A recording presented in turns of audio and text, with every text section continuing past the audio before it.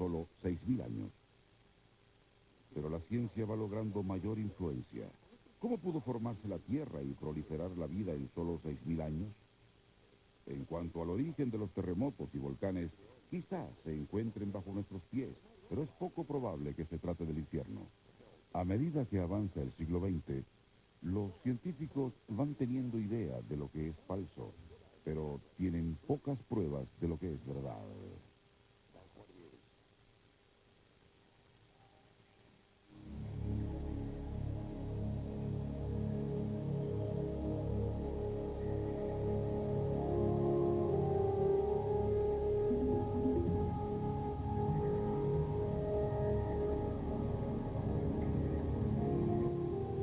A principios del siglo, la Tierra aún es un misterio para los científicos que la estudian. Su edad y sus orígenes son motivo de una gran controversia.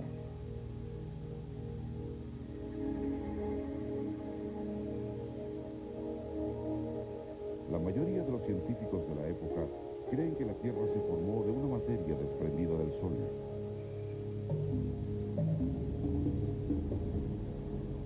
Luego, al enfriarse la Tierra, se contrajo en su corteza, abombándose, agrietándose y hundiéndose.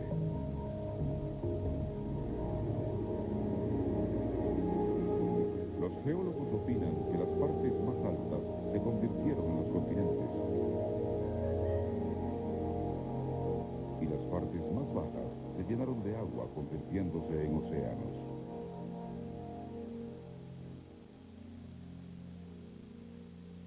Lord Kelvin, el gran físico inglés, está decidido a aclarar la controversia de la edad de la Tierra de una vez por todas, recurriendo a la teoría de que el planeta se está enfriando. Kelvin intentó realizar un cálculo numérico de cuánto tardó la Tierra en enfriarse, desde la fase al rojo vivo hasta una temperatura apta para la vida animal, y calculó un estimado de 100 millones de años. Pero los geólogos rechazaron los cálculos de Kelvin. Las grandes masas de roca sedimentaria, con seguridad, tardaron más de 100 millones de años en formarse. Las personas miraban esas enormes masas de sedimentos que se observan en la playa y que debieron formarse milímetro a milímetro. Y la cantidad de sedimentos que se acumulan en una bahía o en un río durante la vida de una persona es mínima. La única respuesta posible a la dicotomía entre las enormes masas de sedimentos y el promedio de sedimentación tan lento es una enorme cantidad de tiempo.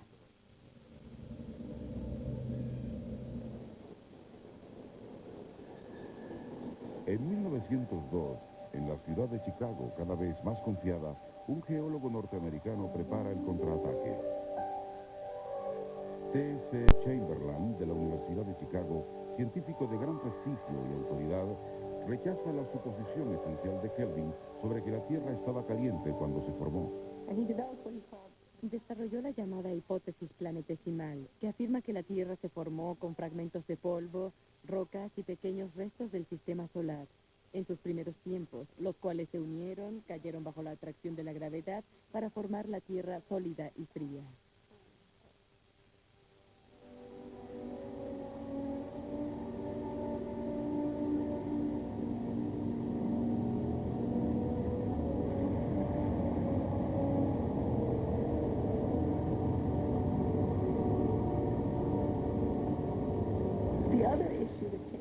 El otro asunto que Chamberlain cuestiona es la suposición de Kelvin de que la única fuente del calor terrestre es el calor original de cuando se formó la Tierra. Chamberlain afirma que esto puede no ser cierto. Si había otras fuentes de calor en la Tierra además del calor original, todos los cálculos de Lord Kelvin eran cuestionables, eran incompletos, no se consideraban todas las variables.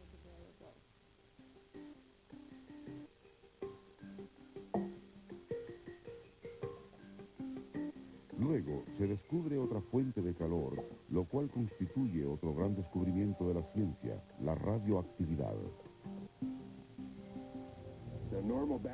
La radiación normal del ambiente suena así. Pero esta roca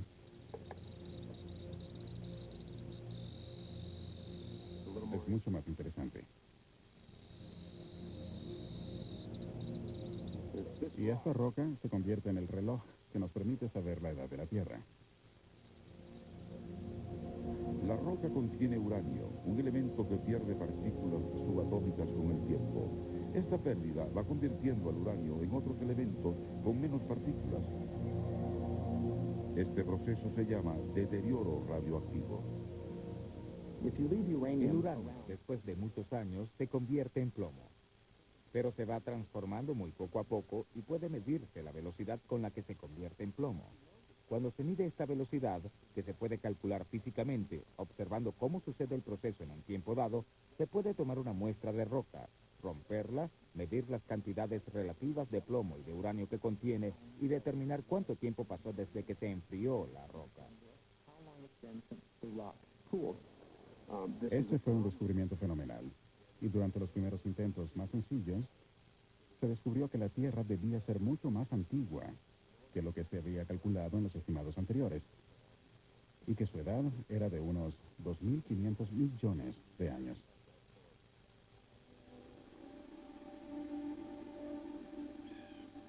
Se llegaron a encontrar rocas de una edad de 2.500 millones de años, 45 veces más antiguas que la edad que Lord Kelvin le atribuía a la Tierra y 750 veces más antiguas que la edad de la Tierra según el arzobispo Asher.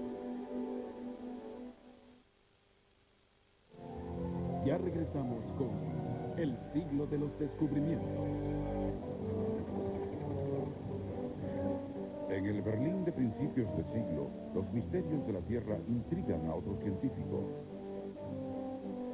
Se llama Alfred Lothar Wegener.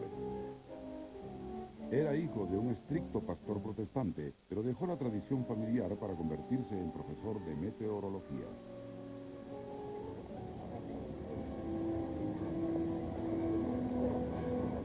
En una Navidad le obsequian un atlas y comienza a estudiar el mapa de la región atlántica. Wegener contó luego su historia. Dijo que empezó a ver el mapa y que le pareció muy extraño lo que visualizó. Como cualquier persona mayor de 12 años, él notó que África y Suramérica encajaban. Pero ese mapa contenía información de las profundidades del océano Atlántico y mostraba que Suramérica y África encajaban incluso bajo la plataforma continental hasta el extremo sur de África. Él pensó que si era así, y se lo hizo ver a su compañero de trabajo, no era solo fruto de la casualidad ni un accidente geográfico. Las costas son parecidas porque están relacionadas de algún modo.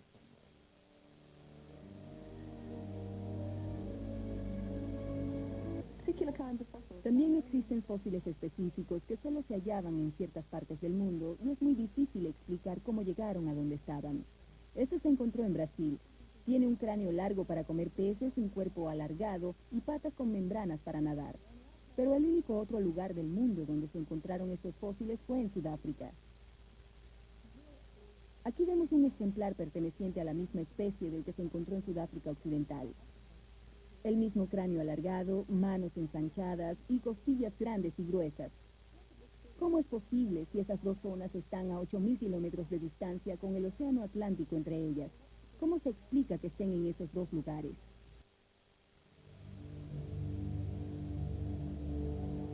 Wegener descubre que ciertas formaciones geológicas se presentan en lugares muy extraños. Al norte del Círculo Polar Ártico, en las islas heladas de Spitsbergen, hay grandes depósitos de carbón, pero los científicos afirman que el carbón se origina en el clima tropical. Wegener también descubre que grandes láminas rocosas resultantes de antiguos glaciares se extienden por varios kilómetros en la Sudáfrica tropical.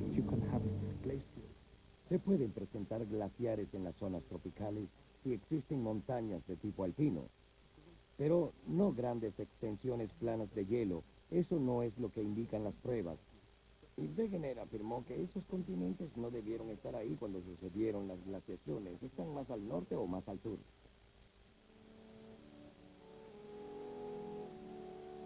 Uniendo todas las pistas que tenía, Wegener sugirió que los continentes estaban unidos en el pasado en un gran supercontinente llamado Pangea, que significa toda la Tierra. Los continentes se fueron separando durante las eras geológicas, flotando a la deriva en el océano.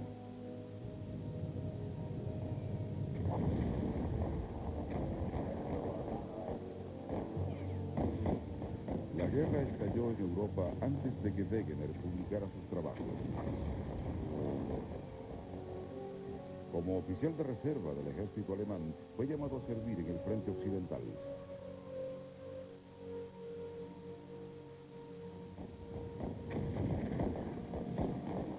Lo hirieron al principio de la guerra, antes de que ésta se intensificara, y siguió desarrollando sus teorías mientras se curaba de sus heridas. El resultado de sus estudios fue El origen de los continentes y de los océanos, en el cual habla de los continentes a la deriva. Los geólogos no quedaron muy impresionados. El punto débil de la teoría de Wegener de 1915 era que no explicaba qué fuerza dividió a Pangea y lanzó los fragmentos por todo el planeta para que ocuparan la posición que tienen hoy los continentes. Wegener no sabía por qué se movieron los continentes. Quizás creyó que eso no era problema suyo. Pensó que le tocaba investigarlo a otras personas.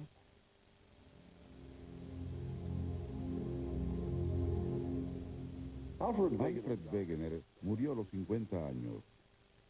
Su idea de los continentes flotantes, aún sin probar, parecía ridícula, como toda teoría sin probar. El origen de los terremotos y los volcanes también seguía siendo un misterio. Pero en los años previos a la Segunda Guerra Mundial, otros científicos se interesaron tanto en la teoría de Wegener que tomaron su bandera. Y durante los 30 años siguientes lucharon por probar su veracidad y encontrar el mecanismo que hizo desplazarse a los continentes. Pero esta vez desviaron su atención del interior de la Tierra y se concentraron en un lugar mucho más misterioso.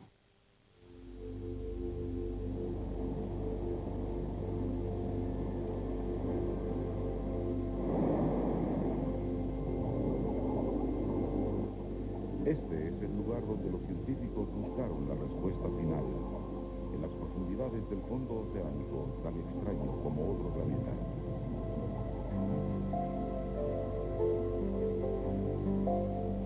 En los años 30, los geólogos de los submarinos de la Primera Guerra van a averiguar todo lo posible sobre estos nuevos parajes. Uno de los pioneros fue Harry Hammond Hess, un joven recién graduado en Princeton. Hess pasó a las postrimerías de los años 20 buscando minerales en África, a pesar de que lo aplazaron en su primer año de mineralogía y le dijeron que no tenía futuro como geólogo. Pero a pesar de esta predicción, Hess ingresó en la Facultad de Mineralogía de Princeton.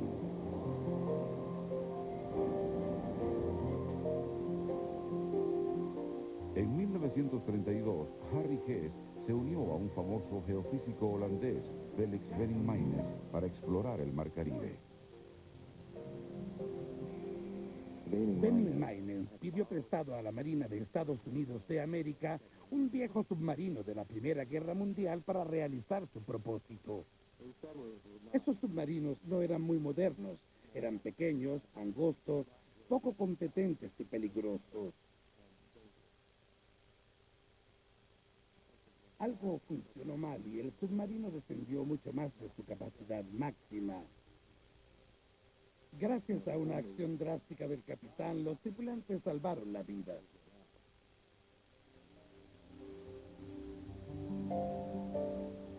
Hess y Benning-Maines detectan variaciones mínimas en la masa o densidad de la corteza submarina y lo logran midiendo la fuerza de la gravedad con un instrumento especial. Los delicados péndulos son atraídos ligeramente más por las rocas más densas. Estas rocas ejercen una fuerza de gravedad mayor. Es un instrumento tan sensible que solo funciona en aguas profundas y tranquilas, muy por debajo de la turbulenta superficie del mar. Las mediciones revelan algo asombroso: la existencia de grandes zonas a lo largo de los bordes de los continentes donde la tierra del fondo del mar es mucho menos densa de lo esperado. Era como si faltaran grandes pedazos del fondo del mar, como si las rocas no estuvieran ahí.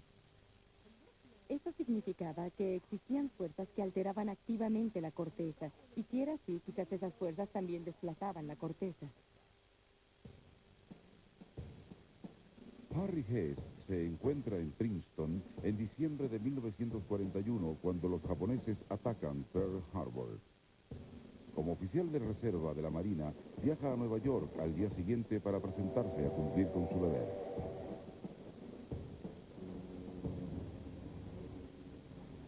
En 1943 era capitán de un barco de transporte en el Océano Pacífico que estaba equipado con sondas acústicas, y Hess aprovechó todas las oportunidades para medir las profundidades del fondo oceánico. Al final de la guerra, trasladó a los infantes de marina a uno de esos terribles desembarcos en las islas del Pacífico Occidental. A lo largo de la guerra, probó su sonda acústica y regresó con una enorme cantidad de pruebas sonoras sobre el fondo del Pacífico. Estas enseñaban por primera vez claramente delineadas unas trincheras en el fondo submarino, en el margen occidental del Pacífico. Eran unas formaciones muy curiosas.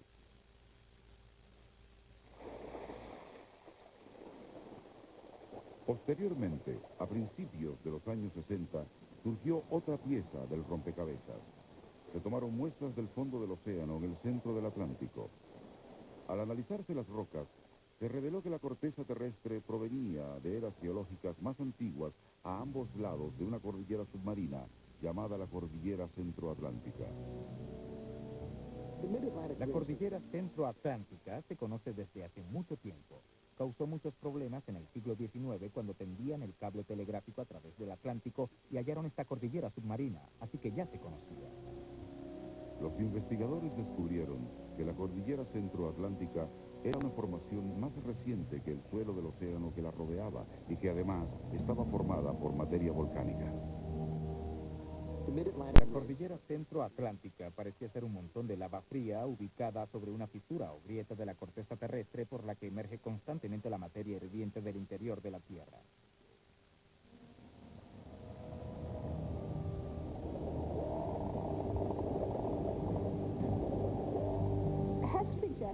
Hess sugirió que la cordillera centroatlántica fue el lugar donde se separaron los continentes. Esta cordillera se formó cuando la roca fundida surgió del interior de la Tierra, separando la corteza de este modo. Hess afirma que el fondo del océano es de una era geológica más reciente en esta cordillera central y que en ese lugar se crea una nueva corteza. Hess afirmó que no solo se formó una nueva corteza en el fondo del mar, sino que se desplazó horizontalmente y luego volvió a sumergirse en el interior de la Tierra. Este proceso se denomina inmersión. Este era el verdadero origen de las trincheras submarinas, las que tanto estudió en sus primeros años.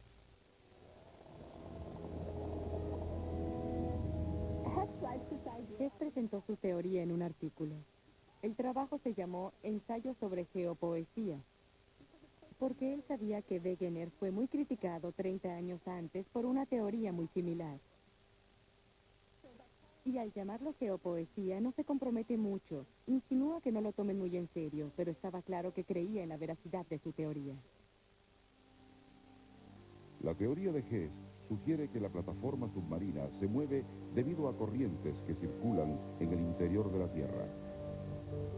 La materia que está bajo la corteza está caliente debido al deterioro constante de los elementos radioactivos que originan corrientes de convección que desplazan el fondo submarino. Hess sugiere que la corteza nueva se crea en las cordilleras del centro del océano y se destruye en las trincheras submarinas como en una correa sin fin que se mueve a una velocidad de caracol en el transcurso de las eras geológicas. La comunidad de geólogos recibe su ensayo con escepticismo. Pero en 1963, en la Universidad de Cambridge, los geofísicos Fred Vine y Drummond Matthews descubren nuevas pruebas que apoyan las teorías de Hess y que están basadas en el magnetismo de las rocas. A ellos se les ocurrió una idea brillante y Exploraron en el fondo del mar al sur de Islandia y también en otros lugares. Y en el sur de Islandia se encuentra parte de la cordillera del centro del Océano Atlántico. Esta cordillera presentaba una característica que se conocía desde hacía tiempo, pero nadie comprendía: la presencia de unas curiosas franjas magnéticas en el fondo del mar, paralelas a la cordillera. En algunos periodos de la historia geológica se ha invertido el campo magnético de la Tierra, o sea que el polo norte se ha convertido en el polo sur y viceversa. Las rocas son como pequeños imanes y apuntan hacia la dirección del campo magnético dominante. Después, si cuando se fracturó la corteza se presentó una inversión magnética, el nuevo grupo de rocas señalaría en una dirección contraria.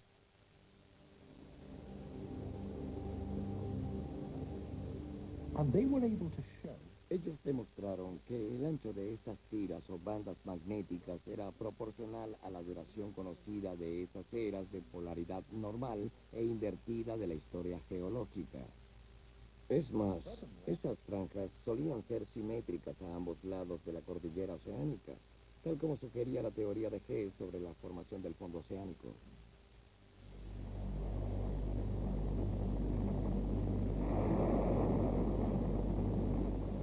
Las explosiones nucleares realizadas durante la Guerra Fría suministran las pruebas faltantes. Para poder vigilar las pruebas nucleares de otros países, los Estados Unidos de América e Inglaterra instalan una red mundial de sismógrafos que también detectan los terremotos. Ahora, los geólogos pueden ubicar la localización de los terremotos con una exactitud sin precedentes. Y pronto emerge un patrón con asombrosa claridad. Los terremotos se presentan en una línea sumamente estrecha, formada por estos puntos rojos, una línea sismológica de poca profundidad que sigue el recorrido de la cordillera del Atlántico Central en toda su extensión. Si observamos aquí en el Océano Pacífico, vemos un collar de islas oceánicas junto a las trincheras submarinas que las bordean y que también se asocian a los sismos. Si unimos todo eso, obtenemos las placas tectónicas. Es la teoría de que la corteza terrestre se puede dividir en grandes pedazos o placas que contienen grandes trozos de continentes y de corteza del fondo submarino que se desplazan juntos sobre la superficie de la Tierra. El desplazamiento de las placas es de unos pocos centímetros al año, pero eso basta para darle una nueva conformación a la Tierra, formar montañas, provocar terremotos y crear volcanes. Los volcanes hacen erupción cuando se separa la corteza o cuando se hunde. Y la roca fundida es expulsada desde el fondo.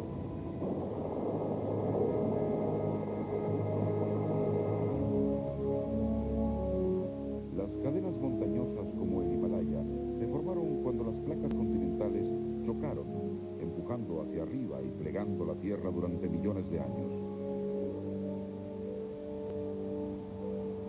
Y los terremotos ocurren en los bordes de las placas tectónicas, como la falla de San Andrés.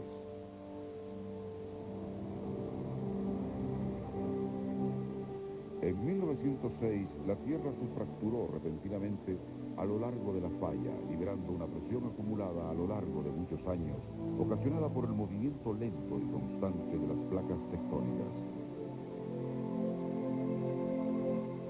Nuestro planeta no es una plataforma estática sobre la cual se presenta la vida, y aunque la Tierra luce muy pacífica desde el espacio exterior, es dinámica, violenta, impredecible, en constante formación, tal como lo sugirió Alfred Wegener hace 50 años.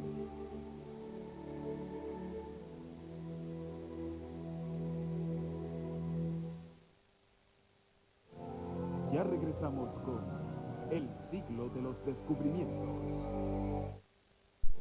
Continuamos con el siglo de los descubrimientos. Alfred Wegener no fue el único científico de principios del siglo XX cuyo trabajo fue muy controversial durante años.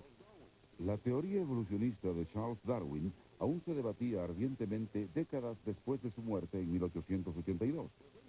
Wegener concibió una teoría de la evolución de los continentes y Darwin nos ofreció otra sobre la evolución de la vida misma. Muchos de los contemporáneos de Darwin rechazaron su teoría de que todos los seres vivos evolucionaron a partir de formas más simples y primitivas de vida durante miles de millones de años, pues la mayor parte del mundo occidental creía en el dogma bíblico de la creación del mundo en 6 días. Al principio, Darwin no se ocupó específicamente del origen del ser humano, sino para decir que pronto se aclararía el origen del hombre y su historia. Luego, en 1871, publicó La descendencia humana, tras lo cual resultó indudable que él creía que también el hombre descendía de animales más primitivos.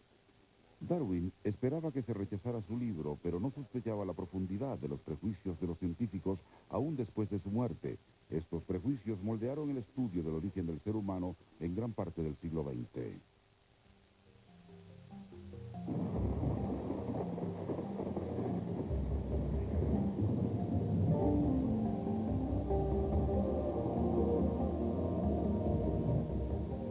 En el año 1900, el hombre sabía muy poco de sus antepasados prehistóricos. Los huesos antiguos constituían la mejor pista. Pero estos eran escasos y de épocas muy distantes. Apenas un hueso en 1000 millones se transforma en fósil, esperando ser descubierto después de milenios.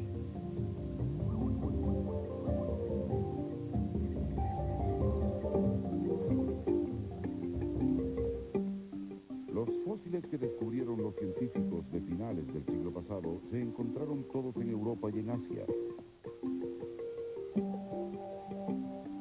En Alemania, en el valle de Neander, se hallaron fósiles humanos en 1856. Provenían de un antiguo antepasado que recibió el nombre de hombre de Neandertal y se calculó que vivió hace algunos cientos de miles de años. 12 años después, se encontró esta calavera, cuya antigüedad se estimó en unos 20 a 30.000 años.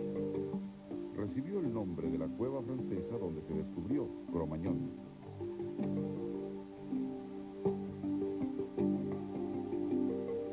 Y en 1891, un anatomista holandés descubrió en Indonesia el hombre de Java, al que atribuyó una edad de medio millón de años o más.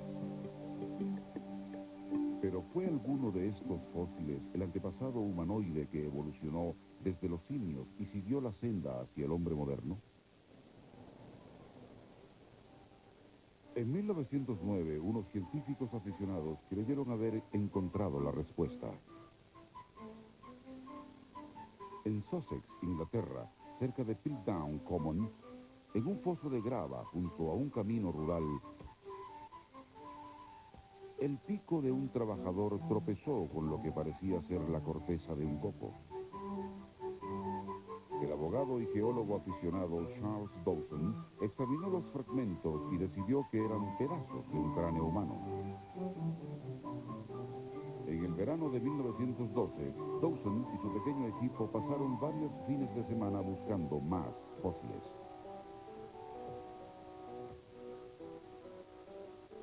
Un día hallaron 3 fragmentos de un cráneo humano y un hueso de mandíbula con características de simio con 2 dientes de aspecto humano. Le presentaron estas pruebas a Arthur Keith, un distinguido anatomista decidido a rastrear los orígenes antiguos de los ingleses. Dawson opinó que el cráneo contenía un cerebro tan grande como el del hombre moderno y que era el fósil humano más antiguo que se había encontrado. Lo llamó el hombre primitivo de Dawson.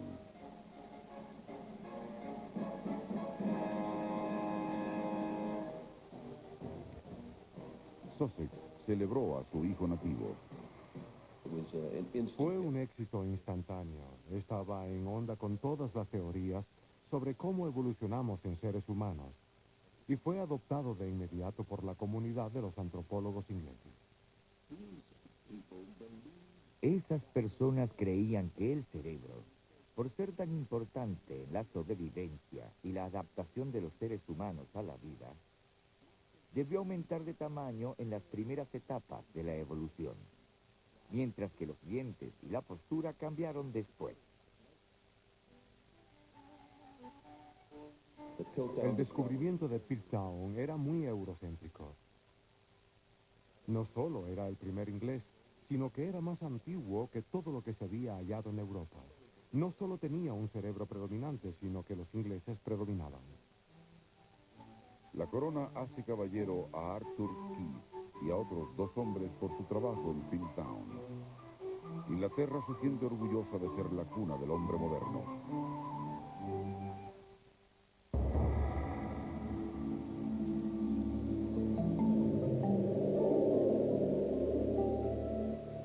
Pero en 1924 se ve amenazada la superioridad de los ingleses y la sorpresa proviene de África.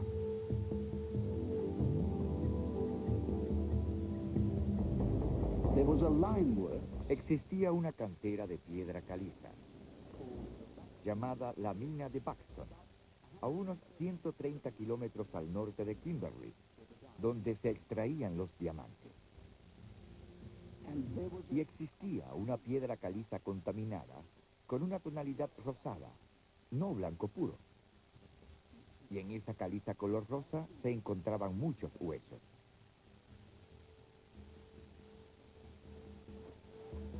Un trabajador llamado Dubrain llevaba algunos años coleccionando cráneos de babuinos. Un día encontró un cráneo extraño y se lo envió al anatomista y nuevo decano de la Facultad de Medicina de la Universidad de Johannesburgo, el profesor Raymond Dart. Sentí una gran emoción. No era el cráneo de un antropoide común y corriente, escribió más adelante Dart. La mayoría de las personas habría concluido que se trataba del cráneo de un chimpancé, pero Dart estaba seguro de que se trataba de algo más. Dart era un científico un poco hereje. Y yo creo que tuvo la intuición de que podría dar algunas de las ideas predominantes en la época. Y una de ellas era que se había realizado el descubrimiento en el continente equivocado.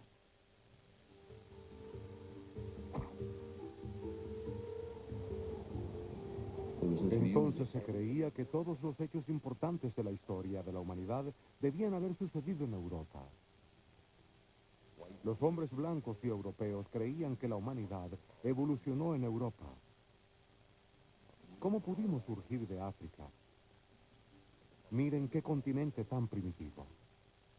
Dart afirma, supe en cuanto la vi, que lo que tenía en las manos era la réplica de un cerebro 3 veces mayor que el de un babuino. Pero enseguida, Dart, el anatomista, nota algo inesperado. La base del cráneo indicaba que la columna se hallaba en una posición erguida, no inclinada hacia adelante, de una forma oblicua, como sucede en los seres que caminan en 4 patas y no en 2 piernas.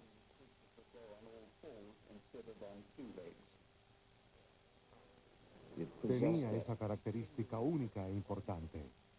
Caminaba erguido. En pocas palabras, Dart sugería que esa criatura estaba tocando a la puerta de la humanidad, aunque aún no había cruzado el umbral. Era algo asombroso, la personificación misma del eslabón perdido. Un vínculo entre los animales no humanos y los seres humanos.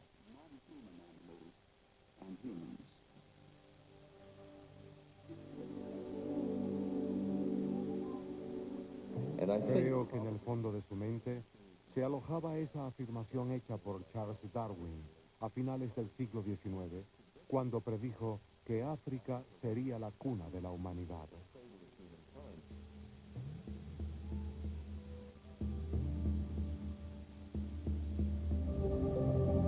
Dart bautizó al fósil como el cráneo de Tom, nombre del distrito donde fue hallado. Después de poner por escrito su hallazgo, lo envió a Inglaterra, a la distinguida revista médica Nature, pero el editor se mostró escéptico. Como los simios bebés lucen mucho más humanos que sus padres, resultaba fácil cometer un error. Opinaron que Dart no había probado su teoría y que ésta no podía probarse con un infante. Si encontraba fósiles de un adulto, quizás consideraran su caso. Ya regresamos con el siglo de los descubrimientos. Hola. ¿Cómo les va? Miren esta vez hasta dónde nos trajo Ala para demostrar su blancura. Les presento a Laura. ¿Cómo te va, Laura? Hola. ¿Qué nos trajiste? Mira, te traje una sábana que por supuesto la ve con ala. Bueno, vamos a ver. ¿Qué te parece? ¿Cuál es más blanca? Y la sábana está tan blanca como la nieve. Tal como lo pensábamos. Otros jabones no se usan para compararse, pero Ala es tan superior que te lo demuestra poniéndose al lado de las cosas más blancas que existen. El oxígeno es esencial para la vida de tu pelo. Organics Oxigenación contiene bionutrientes para absorber oxígeno en la raíz. Y oxígeno en la raíz es vida y belleza en tu pelo. Organics Oxigenación. Deja que tu belleza respire.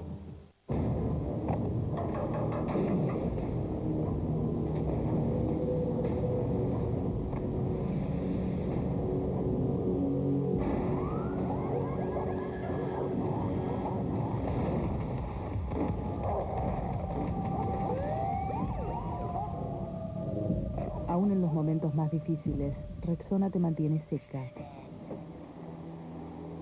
Rexona, la más completa protección contra el olor y la humedad. Descubrir es la máxima emoción.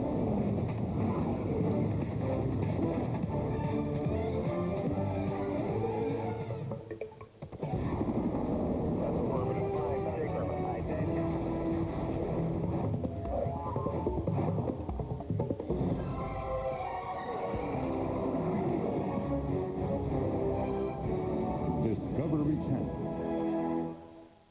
Descubriendo el mundo. Continuamos con el siglo de los descubrimientos. Mientras los científicos discuten si el ser humano se originó en Europa o en África y si tenía un cerebro grande o pequeño, otras personas se sienten ofendidas por la idea de que los seres humanos desciendan de los simios. Esto sucede en Dayton, Tennessee, el 11 de julio de 1923. La teoría de Charles Darwin afirma que la humanidad desciende de un antepasado común que ha levantado revuelo. John T. Scopes, profesor de biología de Dayton, decidió poner a prueba una nueva ley de Tennessee que prohibía la enseñanza de teorías que negaran que el hombre fue creado por Dios. Fue arrestado y culpado. La corte se llenó de espectadores ávidos de todo el país, ansiosos de escuchar el debate. El problema ya no era la inocencia o la culpa de Scopes, sino la lucha a muerte entre dos filosofías básicas, el fundamentalismo contra el modernismo.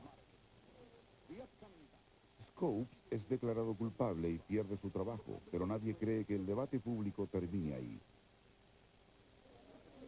La polémica científica también continúa. No se trata de si el hombre desciende del simio, sino de cómo, dónde y cuándo sucedió. En África, Raymond Dart encuentra por fin un alma gemela en Robert Brun, un excéntrico médico y geólogo convertido en buscador de fósiles.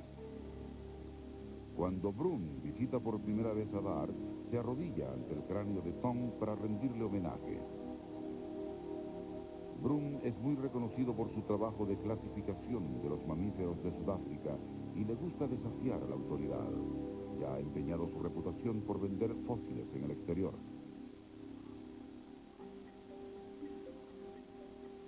Decidido a corroborar el descubrimiento de Dart, se propone buscar un fósil adulto que acompañe al infante de Tom, llamado el Australopithecus africano. Guiado por los estudiantes de Dart, Brun visita los depósitos de piedra caliza de Sterkfontein, cercanos a su casa. A los pocos días halla fragmentos de fósiles y los exhibe en una conferencia. Y por cierto, dijo después de una charla de 2 horas, y enseñó 2 dientes que dijo que eran los más maravillosos descubiertos en la historia del mundo. Eran dientes de Australopithecus. Tras 10 años más de excavaciones continuas, Brun, que ya cuenta con 80 años, descubre un cráneo completo. Tenía un cerebro pequeño, como el de un simio, pero caminaba como un ser humano. El cráneo descubierto por Dart ya no constituye un descubrimiento aislado.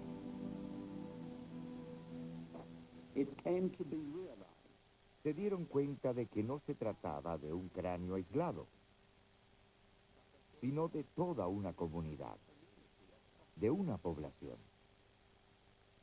Y la acumulación de pruebas nuevas cambió la marea.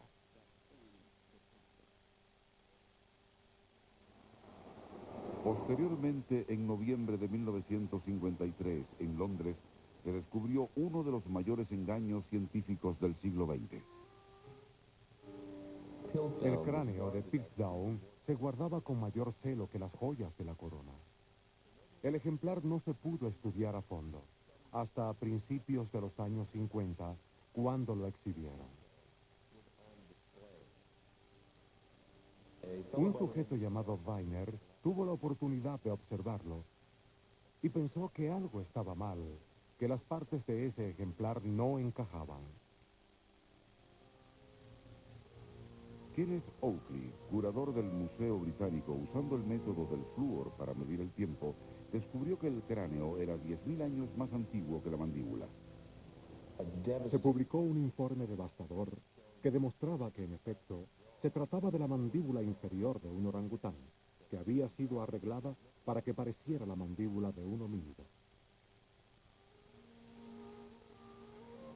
No se sabe quién hizo la falsificación ni por qué motivo. Algunos creen que fue para dejar mal a los científicos ingleses, haciéndoles creer que era un antepasado humano auténtico.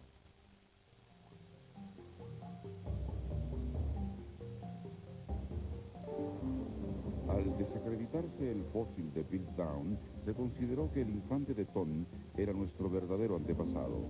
Parecía que después de todo, África era la cuna de la humanidad. Y en los años siguientes, sus tierras ofrecieron cada vez más pistas para resolver el misterio del origen del hombre. En 1972, Richard Leakey, siguiendo los pasos de sus padres, añade un fósil más a todos los descubiertos en África al descubrir el Homo habilis, de casi 2 millones de años de antigüedad.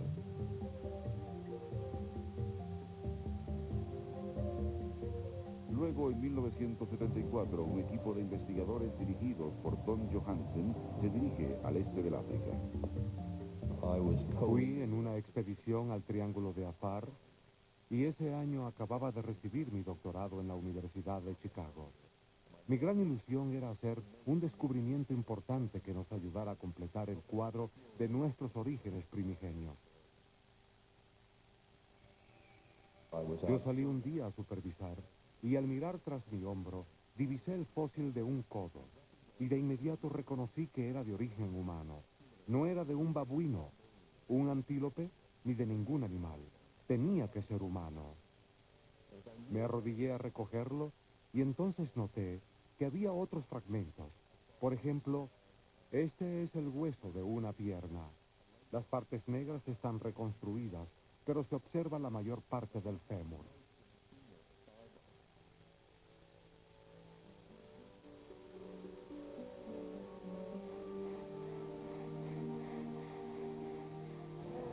Seguimos recogiendo fragmentos en la ladera de la colina y al unirlos nos dimos cuenta que teníamos la mayor parte de un esqueleto.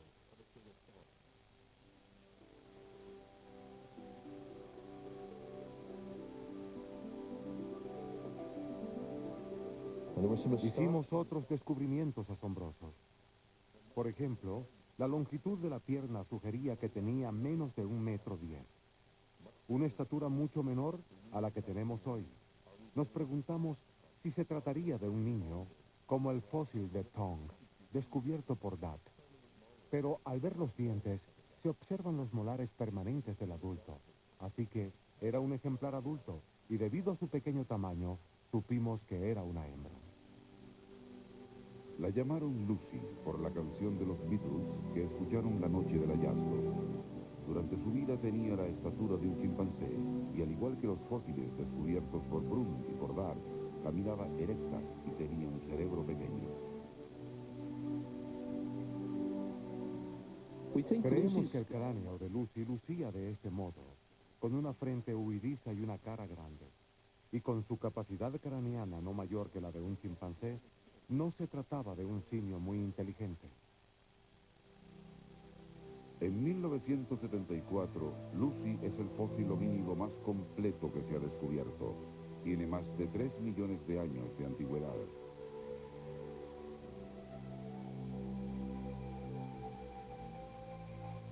Pero la senda a través de los años, desde Lucy hasta nosotros, como en el caso de toda la evolución, no era recta, sino intrincada.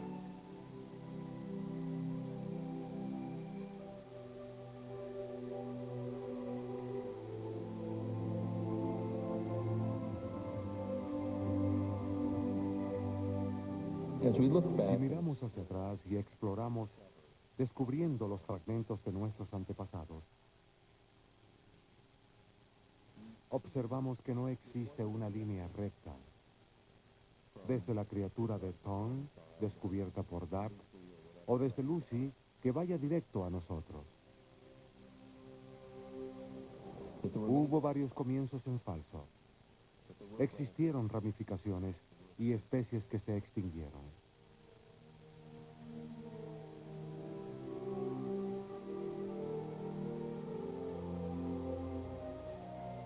Pero cada uno de los fósiles descubiertos es un eslabón con nuestro pasado, y más importante aún, con el mundo de la naturaleza.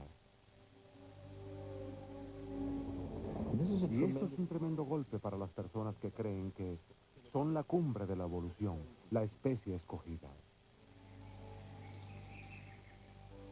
No estamos aquí debido a una idea preestablecida, sino que hemos llegado mediante el mismo proceso que siguieron todas las otras formas de vida.